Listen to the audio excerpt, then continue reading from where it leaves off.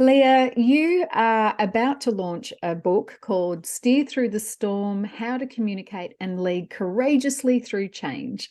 And what we're really curious to know is, how did this book come about? What is it that you were seeing out there in the business world, in leaders and teams, and noticing that people really needed to have some extra support when it comes to navigating through change and, more importantly, communicating about that change? So what was the driver behind it?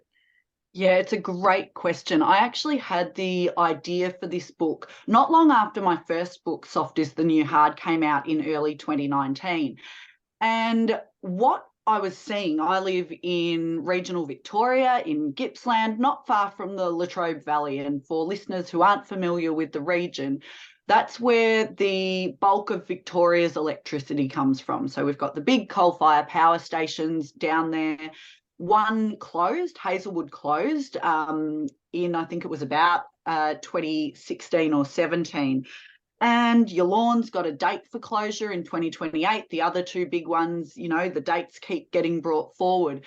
And I do a lot of work in the power industry, male-dominated workplaces, with a lot of leaders who were promoted off the back of their technical skills and experience, but never necessarily taught how to lead. And this is the case for lots of business owners as well. We start our business and we build a team, and suddenly we're a people leader, but no one really ever taught us how to do that. And I was looking at the power industry in particular, also industries like timber, where big changes are being brought in there, and we're transitioning away from the use of timber like we used to do. And I was looking at this situation going, these leaders are absolutely, if not already in the storm of change, about to be thrust into this monumental storm of change that is happening whether they like it or not. It's happening, they can't control it.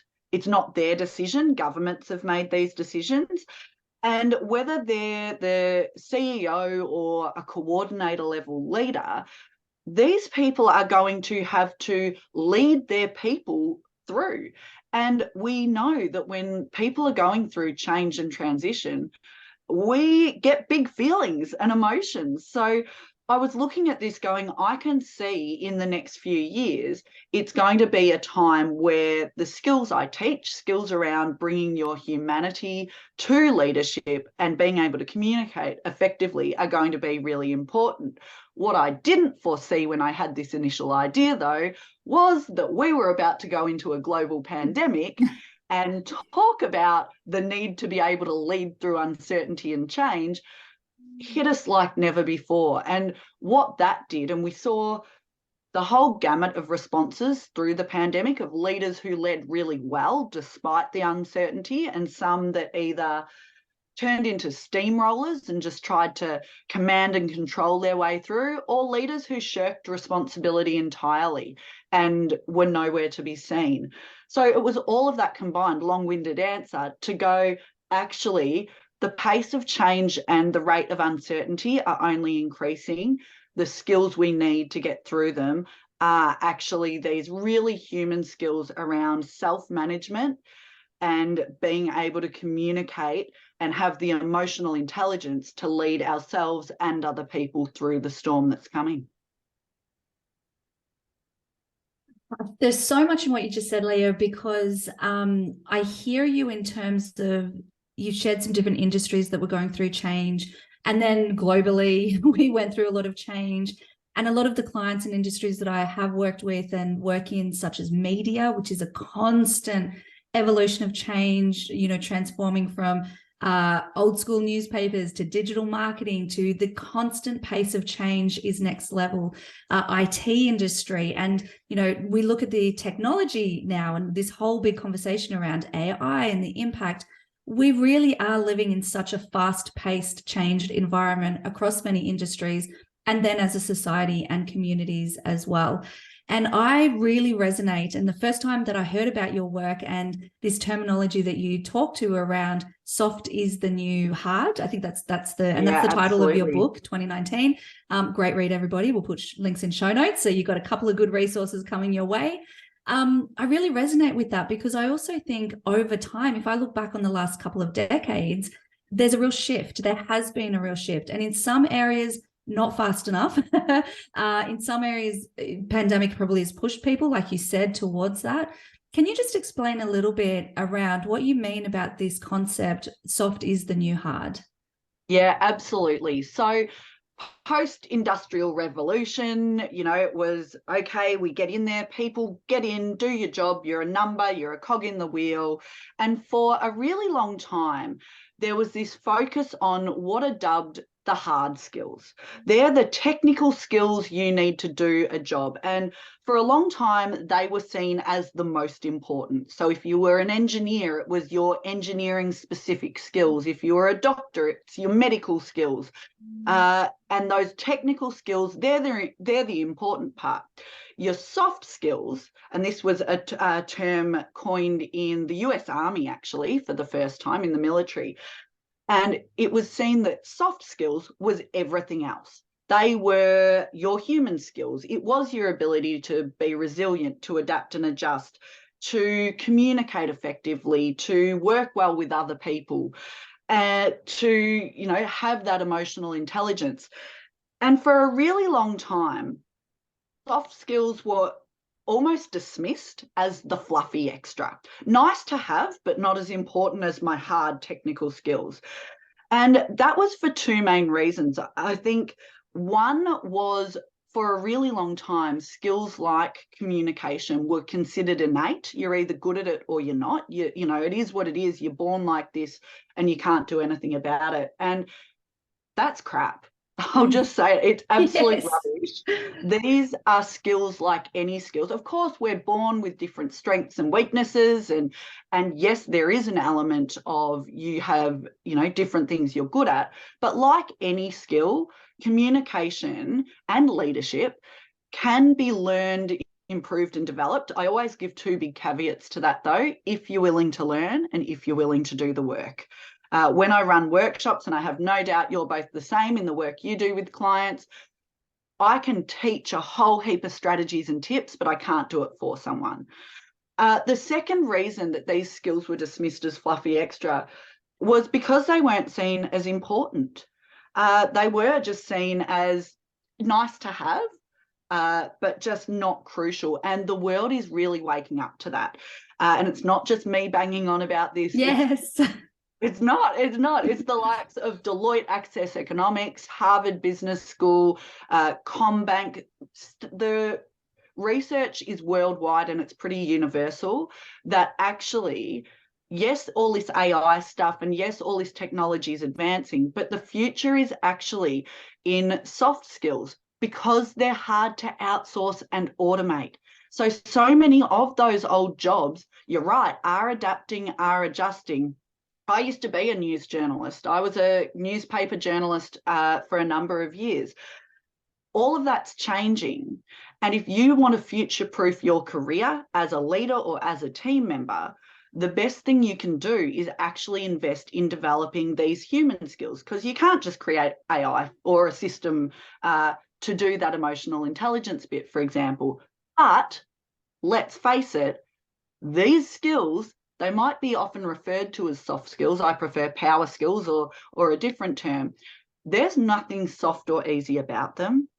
This is the hardest part. It actually, a lot of the time, is easier to go and get a degree in your technical skills, because developing your soft skills needs you to be open to really having a hard, honest look at yourself, being vulnerable and asking yourself, what don't I do very well? Where do I need to improve?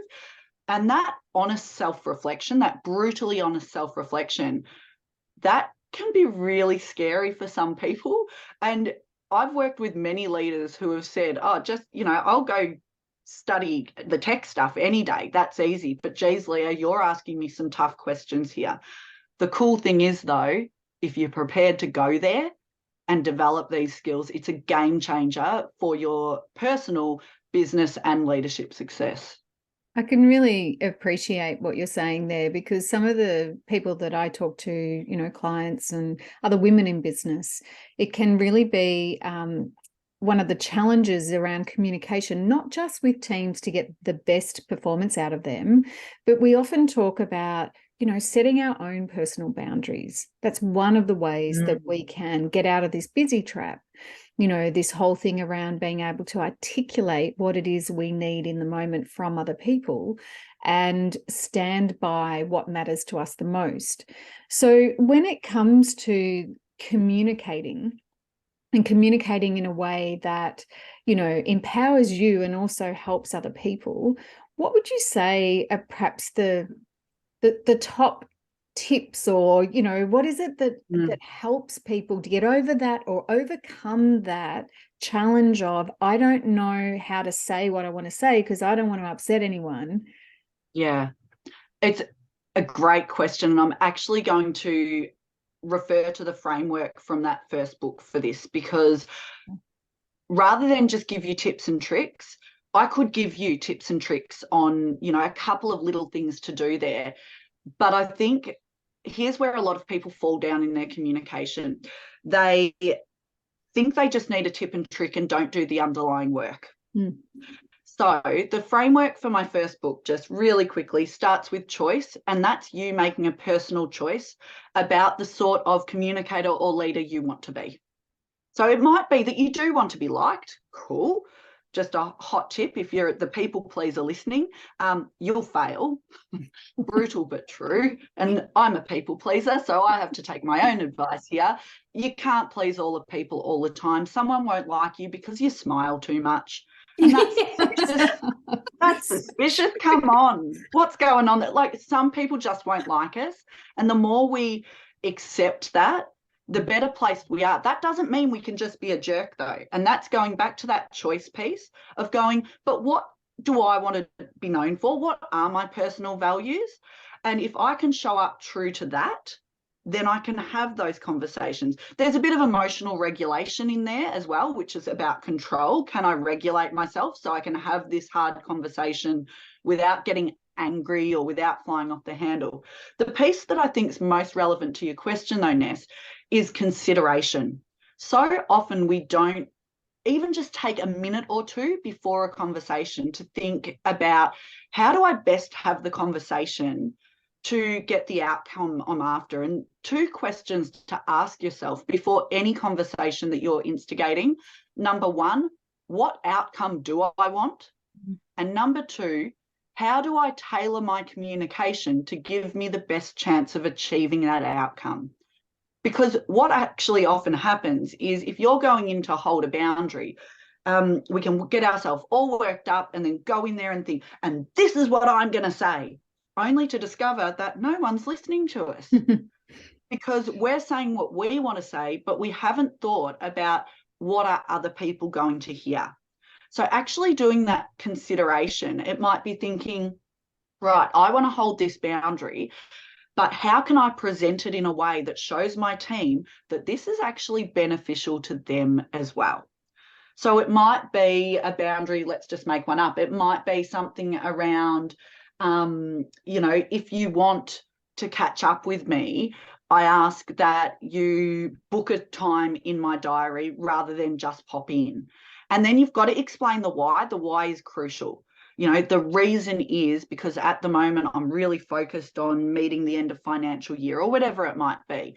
But you talk about the benefit to them as well. And so rather than just say, this is what I need, I'd be saying to my team in that situation, I really want to be the sort of leader who can listen to your concerns and take that on board and give you the focus and time you need, which is why I'm asking you to book this in, so that then I can be present with you rather than trying to react as I'm running off to a meeting in the moment. So then what you're doing for your team is they're not seeing it as, oh, Leah's got another thing that she's telling us to do.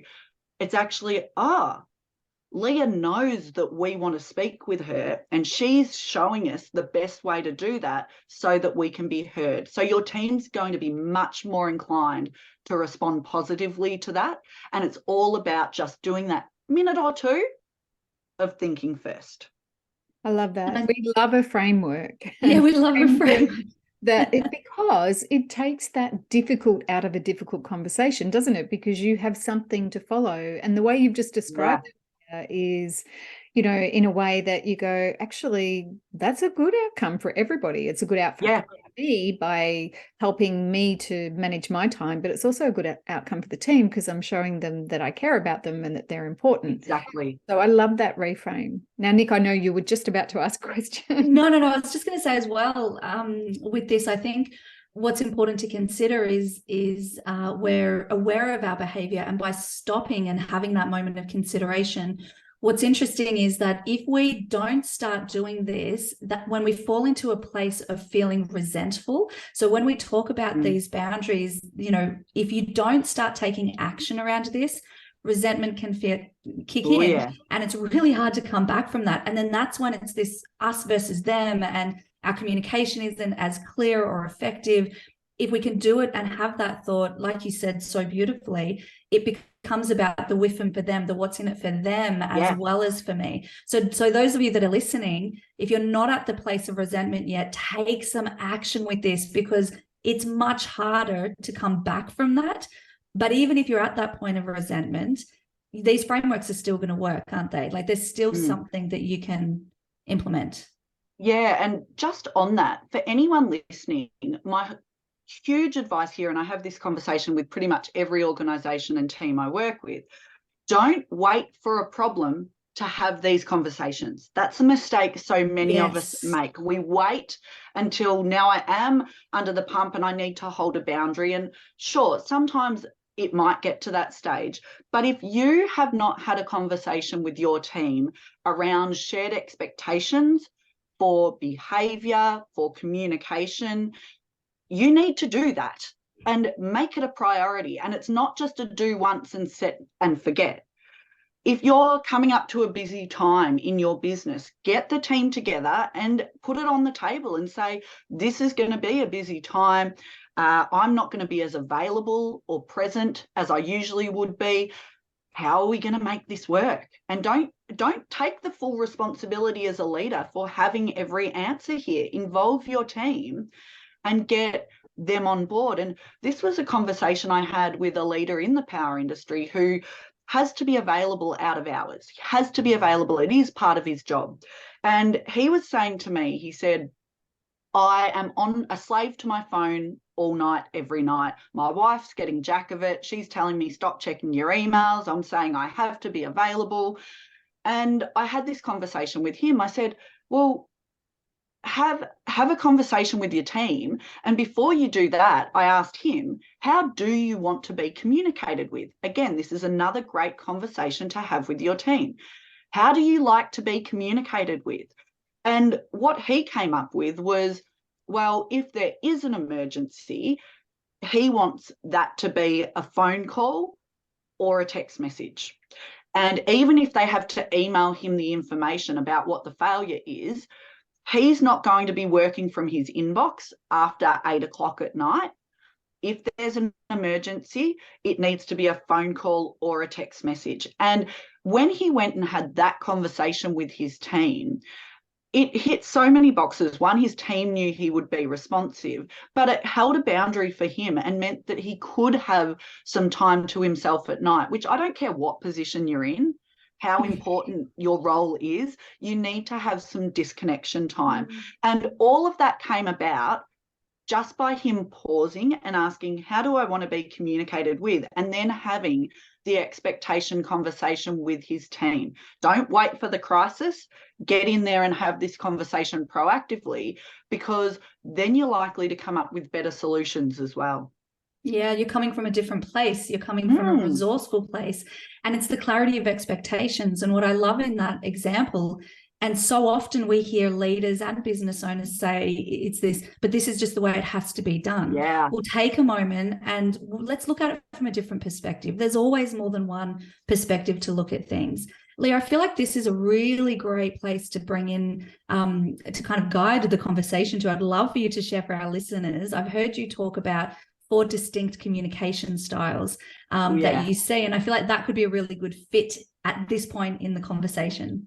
Yeah, absolutely. I'll do a down and dirty quick version for Love you it. today. And I'll also give you in the show notes a link to a communication style questionnaire that I've developed so that listeners can go away and do a bit more work on this. Because, of course, there's way more than 4 communication styles, but I like to talk about the 4 big ones and encourage people to reflect on what their go-to style might be, particularly under pressure, because we all communicate in different ways depending on how we're feeling, who we're dealing with. That's normal.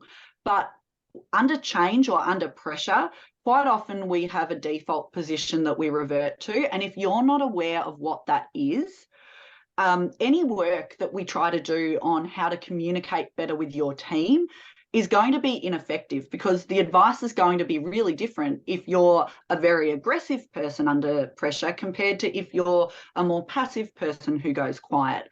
So the 4 styles I talk about are aggressive, passive, passive-aggressive, and assertive. So let's start with aggressive. A lot of people think they know that's really obvious. It's the loud, shouty person, the bully person. But I work with a whole heap of leaders who are unintentionally aggressive, and they don't even realize it. They would like to think that they're assertive, but you might be an aggressive communicator if you always think you're right and other people are wrong. My way or the highway, folks. We just need to get the job done. If you are that bit of a bull at a gate, the steamroller, don't have time to listen to everyone else. We just need to get this project over the line and delivered. So I'm not listening to people. I do think that my opinion counts for more than others. Like I said, I'm right, you're wrong. It's about my needs and yours aren't as important. If I'm in that space, it might not be my intention to be perceived as aggressive, but that might be exactly what's happening with your team. And some leaders still to this day say to me, oh, well, Leah, it works. I do just need to get the job done. I don't care if everyone likes me or not. And, this is just who I am. My big word of caution to any leaders in that boat listening, aggressive comes at a big cost. And that is if you get your own way by intimidation, steamrolling, and doing that sort of command and control style leadership, people may do what you want out of fear and obligation, but you lose one of the most important things at your discretion, and that is the discretionary effort of your people, because your team will not go over and above for you. If you're an aggressive leader, they will do the minimum for you, they will do their job, but they won't go over and above. And the other real issue with this is there might be something in your blind spot. You might be in such a rush to get that new project delivered or whatever it might be, and there's someone in your team who wants to put their hand up and say, oh, Leah, we've got this major problem with it, but they're scared. They're like, no, I'm not speaking up. And I might have even said to them, shut up, we don't have time for that. And so I end up making mistakes.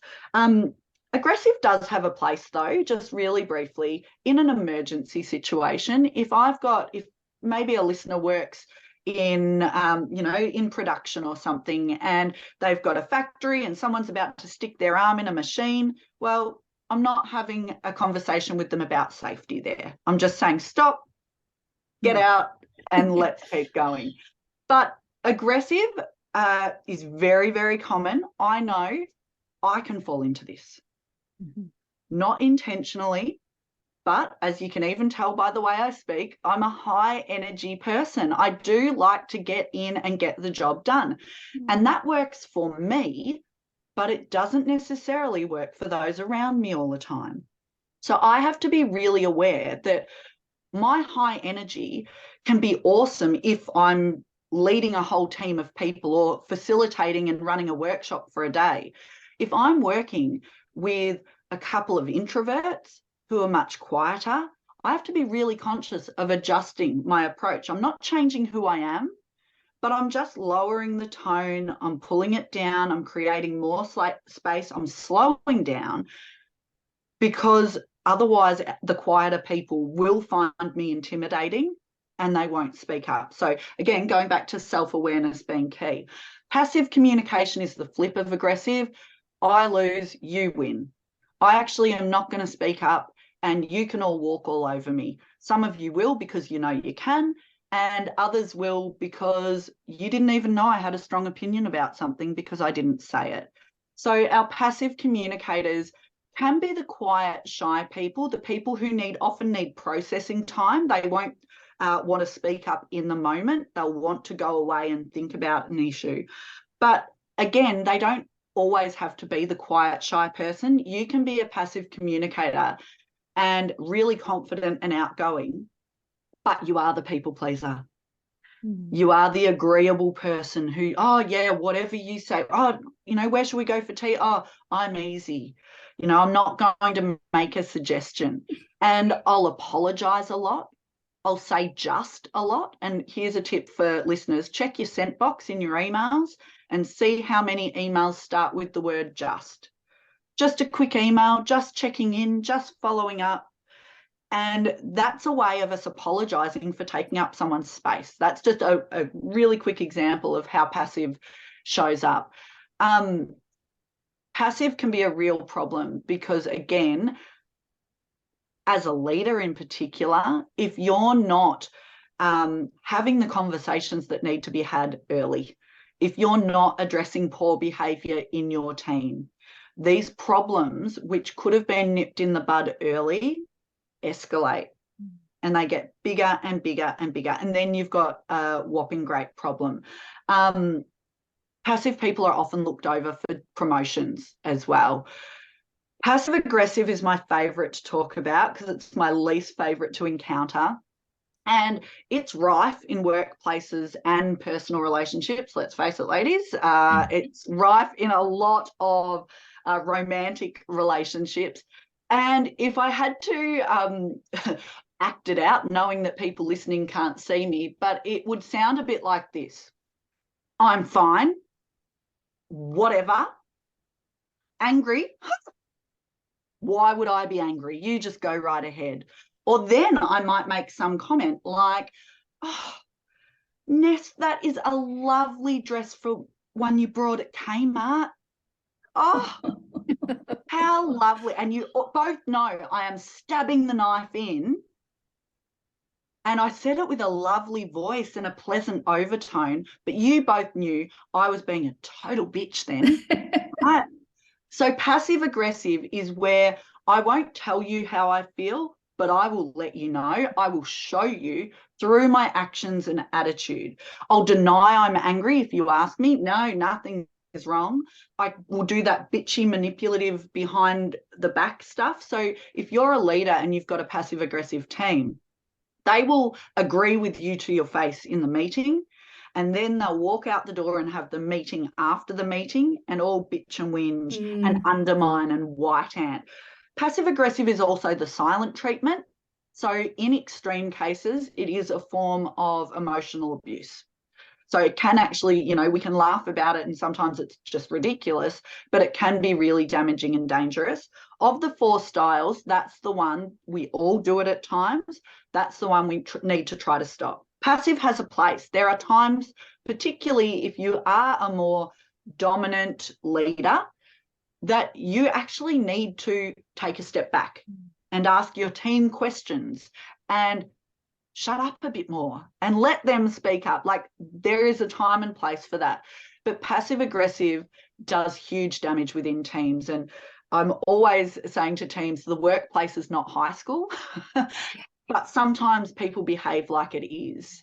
And there's a whole host of things we can do around that. But if you recognize yourself, if you're, in the home environment, if you're the person who gets home, your partner hasn't unpacked the dishwasher, so you slam it shut and stomp around the house.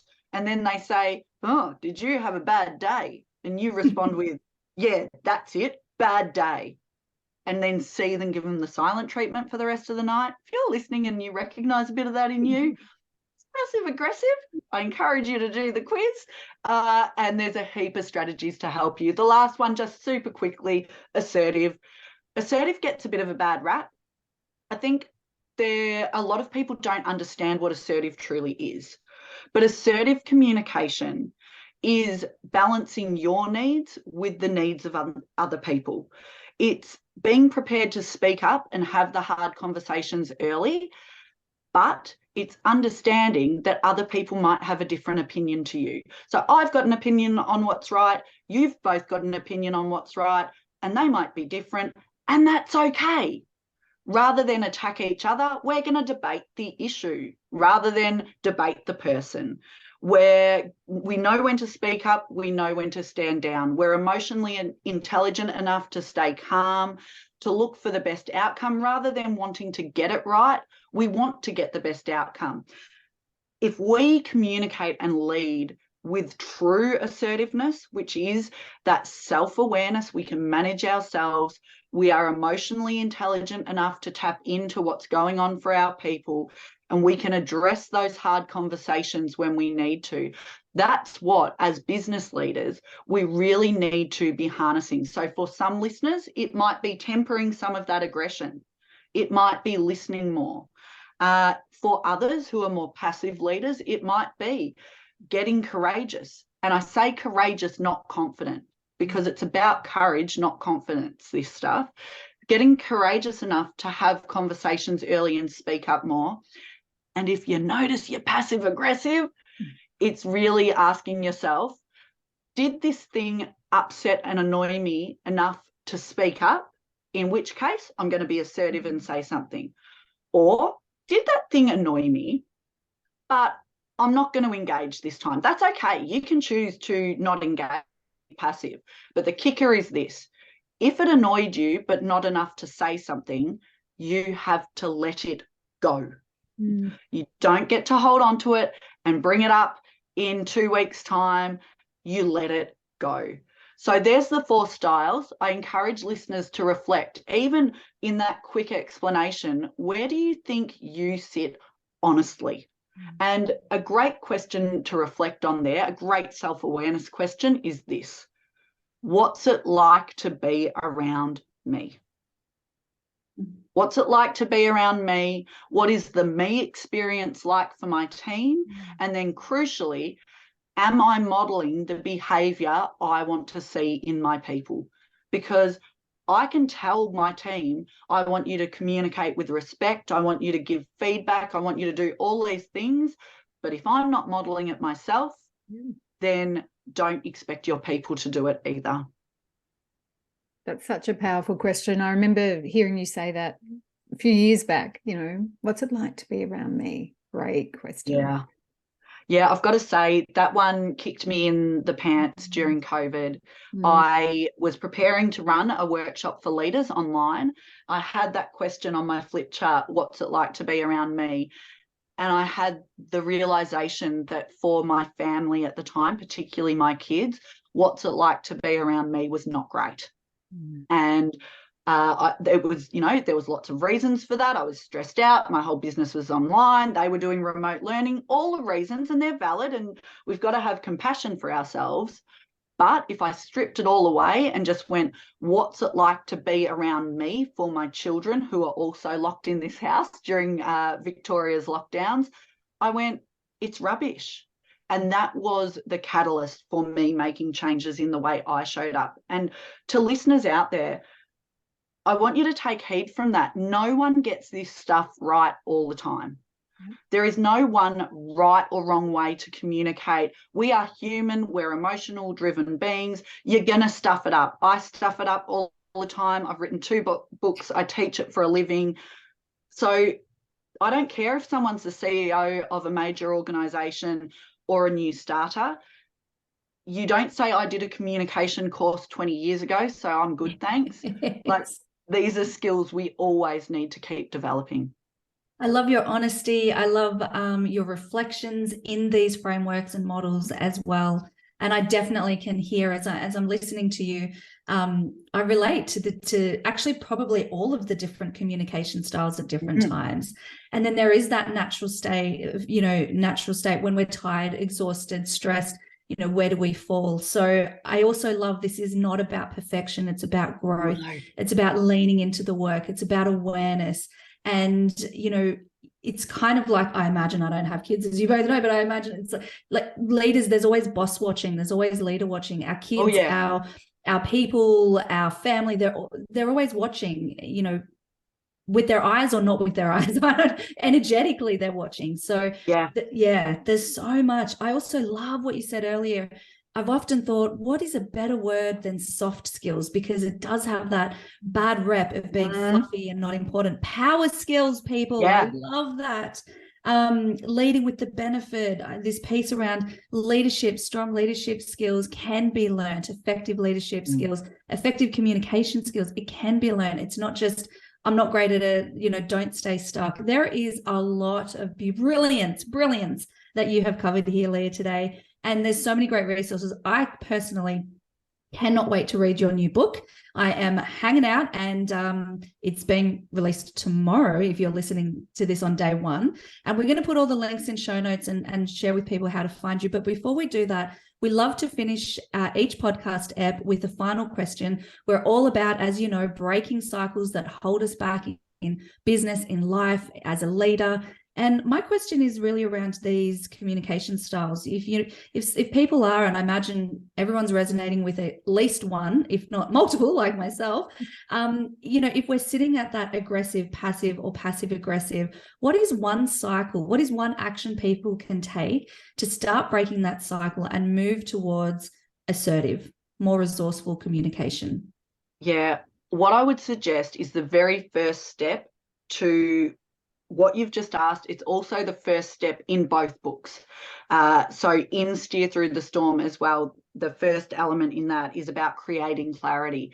And where you have to start is asking yourself, what do I want to be known for? And go deep on that. Go really hard. It's a very personal question.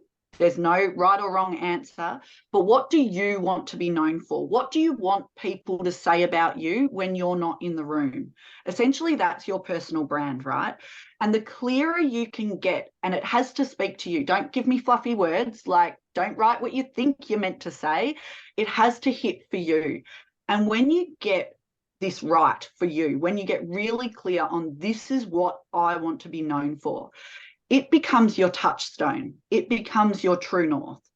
And then when you're grappling with change, uncertainty, or a difficult conversation, or relating with someone who is more challenging, rather than get caught up in that moment, if you have that touchstone of, but this is the sort of person I want to be, if you can keep coming back to that, it will help guide you through even the toughest situations. And for me, this is exactly the strategy I used myself over the last couple of years, as personally I navigated a really tough time in my own life in the form of marriage, separation, and divorce.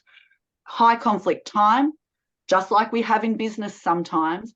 And I said, I want to be known for navigating this time with nothing but love, kindness, and compassion.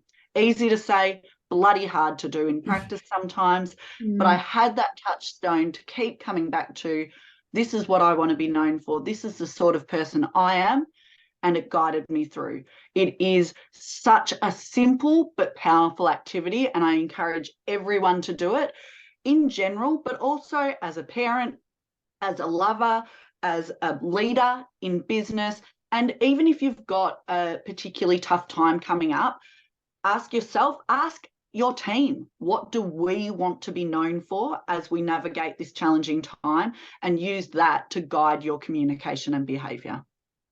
I love that so much. You have shared so many wonderful, reflective questions, but also some really great practical ways of us being able to step into that power of communication. So thank you so much for joining us today, Leah. Now, I know we're going to put some links to show notes into books and all of that kind of thing, but what's the quickest way, if someone wants to enter your world and learn more from you, what's the quickest way for people to touch base? Yeah, quickest way is just to plug my name into your search engine, Leah Mether, my website, YouTube channel, everything will come up. There's so many free resources. I do a weekly video called Ask Leah where I answer people's questions. So you can find years worth of free content online. I don't care if you don't buy my books. I mean, obviously, please do buy my books. But I genuinely don't care. I just want to help create a world where we're a bit kinder to each other and we communicate more effectively. So even if you just consume the free content, I'm a happy lady. I love your generosity. Thank you so much for joining us today, and have a great day, everyone. We'll see you next time.